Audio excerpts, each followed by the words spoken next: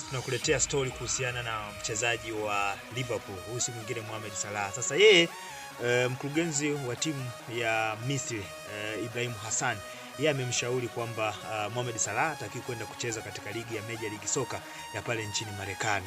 Sababu moja hapo ambayo amehitaja ni kwamba hata kuwa kwenye moja ya listi ya wachezaji ambao wanatajwa hususan kwenye swala ya vyombo vya habari. Lakini Ibrahim Hassan yeye amemchagulia ligi mbili pekee ambazo anatakiwa kwenda kucheza. Aidha abaki pale pale Ulaya, hapo anazungumzia kwenye baadhi ya vilabu ambavyo vilionyesha nia ya kuweza kumhitaji. Utataja Paris Saint-Germain, lakini pia utataja timu ya Bayern Munich. Hivyo ni moja ya vilabu ambavyo vilionyesha. Lakini ameenda mbali pia, akishindwa kusalia Ulaya aende mpaka katika ligi nyingine ya Saudi Arabia ambako yuko mwamba Cristiano Ronaldo. Lakini maswali yamekuwa ni mengi, kwa nini asiende Major League Soccer ingali kule kuna mchezaji mkubwa kuliko tunamzungumzia Lionel Messi, na kwa nini aende Saudi Arabia ambako nako kuna mchezaji mkubwa ambaye amekuwa akimake headline kwenye vyombo vya habari. Hapo tunazungumzia Cristiano Ronaldo.